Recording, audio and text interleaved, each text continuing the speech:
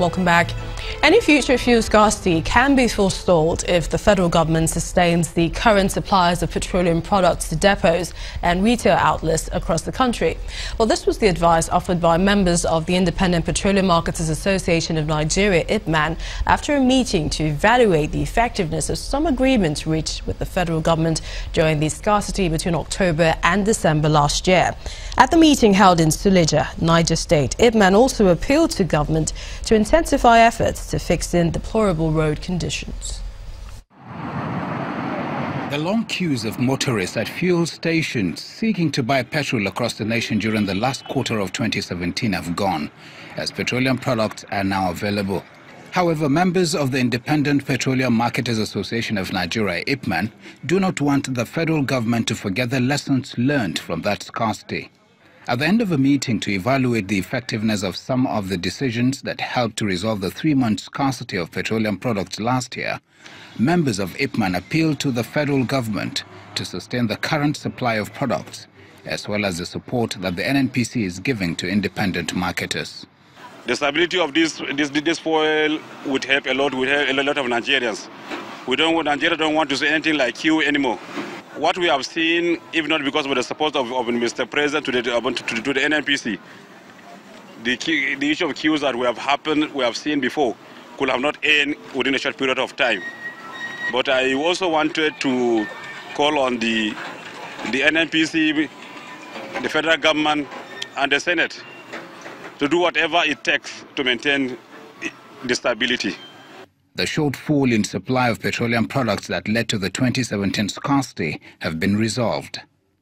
On a monthly basis, the Nigerian National Petroleum Corporation NNPC currently distributes over 1.3 billion litres of petroleum products to marketers across the country. However, the improvement in the volume of supplies is not the only problem that petroleum marketers want the federal government to address. Our roads are bad, and we've been making complaints for a very long time. Though we are marketers and we are still transporters, we have our trucks on the road. So most time these delays come up because of bad road. And we have seen their intentions. A lot of roads are, they are working on many roads now. So we believe in a short time we'll see improvements. The negative economic impact suffered by Nigerians during scarcity of petroleum products cannot be quantified.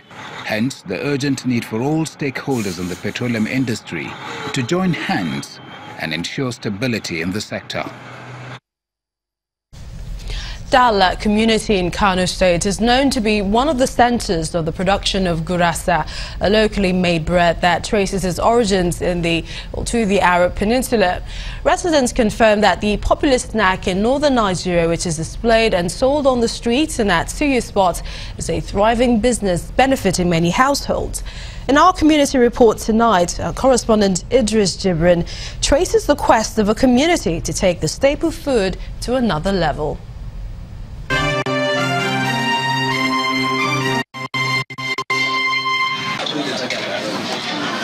Hajia Halima Ibrahim in Dala community is known to be in the business of gurasa bread. She inherited the trade from her mother and is now passing it to 3 of her female children.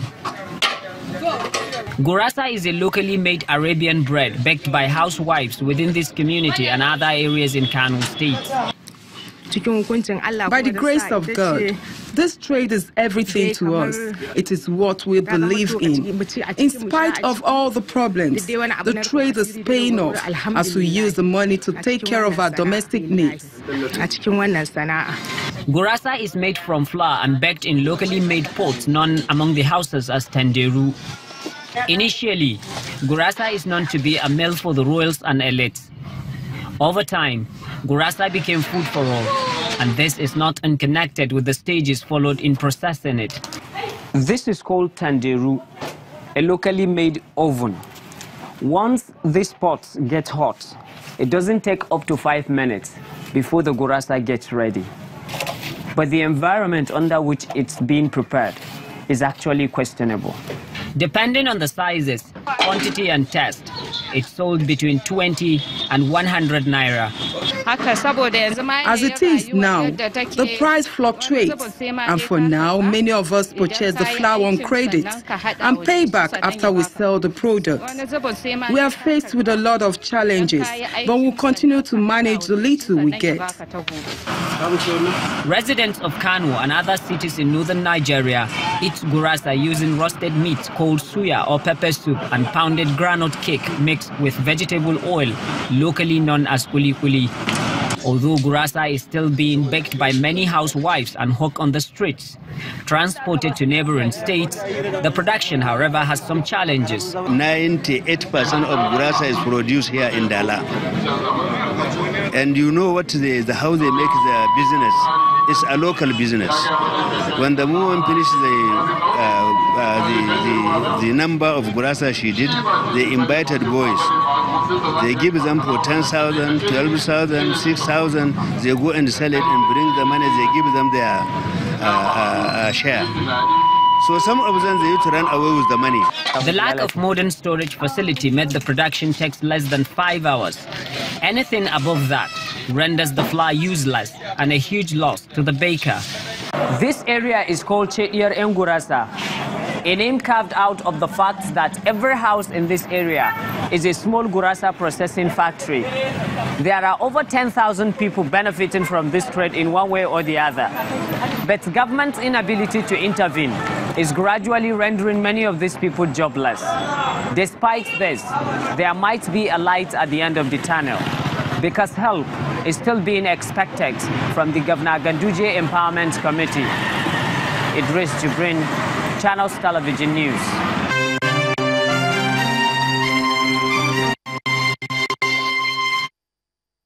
Culture is a crucial aspect of marriage in the African setting, as it usually involves families and entire communities. But sometimes culture becomes a barrier between intending couples. For centuries, the discriminatory practice known as the Osu caste system in parts of eastern Nigeria meant certain people could not intermarry. Today, despite legislation against the practice, those regarded as outcasts are still stigmatized. Our special report takes us to Ozala in Kano West local government area of Enugu State, where indigents are calling for the total abolition of the culture. This is a long-awaited ceremony to seal the union between these children of Ozala in Kano West of Enugu State. They've had to wait for 16 years to get the blessings of their people. The couple are product of a traditional caste system which kicks against intermarriage and promotes segregation between the freeborns and the alleged slaves. Although the Osu caste system is criminalized according to the Cap 1 laws of Enugu State, it is still being practiced by several communities, often resulting in Cold War, delayed marriages, and other vices. Even so many things happened to the point they were threatening to kill. Not only banish nor reject nor any other one is a minor, but what of life. A renowned anthropologist, Dr. Pt.3 of the University of Nigeria, Nsukka, gives an insight into the practice in Igbo land and the attendant isolation. If you had correct Osu, they will not be living among you. They won't come to this school with you. They won't do any other thing. They will be living around the principal deity. In many of the cases, even the principal deities, the patron deities, no longer exist. According to the elders in the community, many families could not give out their members in marriage, resulting in children being born out of wedlock. Like my own son, pregnanted one of these people's daughter. So I'm a Christian. So I decided, instead of leaving the girl to go like that, that we have to marry her. Then I took cola and wine, beer, went to their place.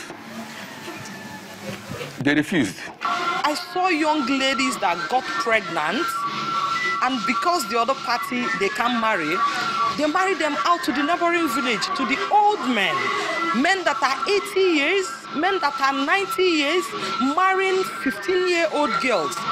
It breaks my heart. The Ozala people of Nkanu may have taken the bull by the horn by abolishing this age-long tradition that has stifled so many relationships and put a check to love across the divide. But the concerned authorities may as well step in to take this gesture a notch further by ensuring it is replicated in other communities where the practice is still rife. And now to the arts. In Riajo is an exhibition of hybrid sculptures by Dotun Popola at Signature Gallery, Lagos. He uses found objects to create all sorts of pieces. That's our art review tonight.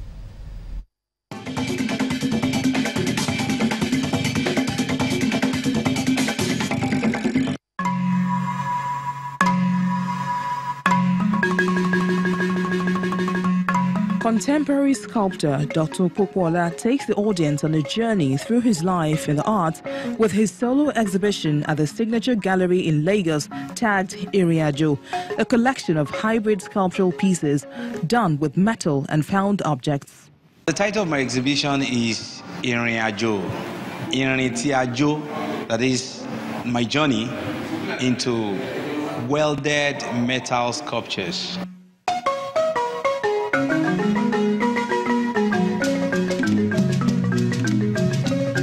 And among the different types displayed, the artist likens his personality to a particular canine breed. I have a dog, a boabu. You know, the boabu actually representing my personality. A boabu is very strong, is determined, is brilliant, is smart, and energetic. But he did not want to box himself in a corner, and so he ventured into other topics, making strong statements about how the nation and the upcoming artist can get a better deal. In this journey, I was able to tell the story of how I started my art from one-room apartment, and most of the works I did, I was able to tell some stories with that. Like the pom-pom bricklayer, I remember some of my experience in the past that we have to, be on the street, hawk and do pom-pom, sell gari and stuff like that, then go to labor and just to get 1,000 naira to survive in a day. And so I just use that, as a metaphor. So you see the pom-pom bricklayer, and I try to create there's hope from, a dead tree. It's a sign of greater things to come. The next time he organizes another show, the audience will expect him to raise the bar.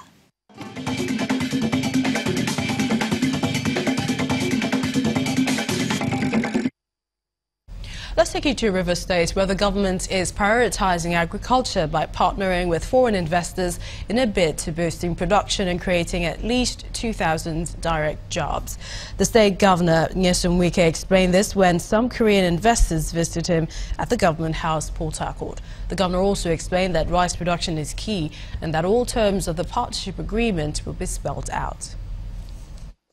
All of us know that agriculture, if well harnessed, well developed, ought to be after government, the largest employer of labor.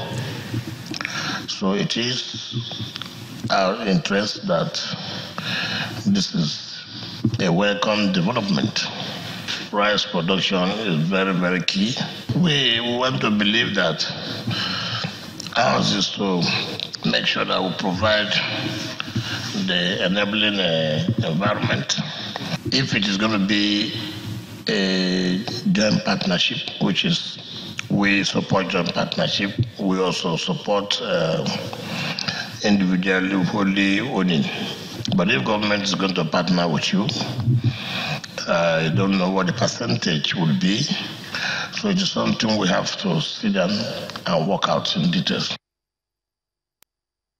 River State Governor Nyesom Wike.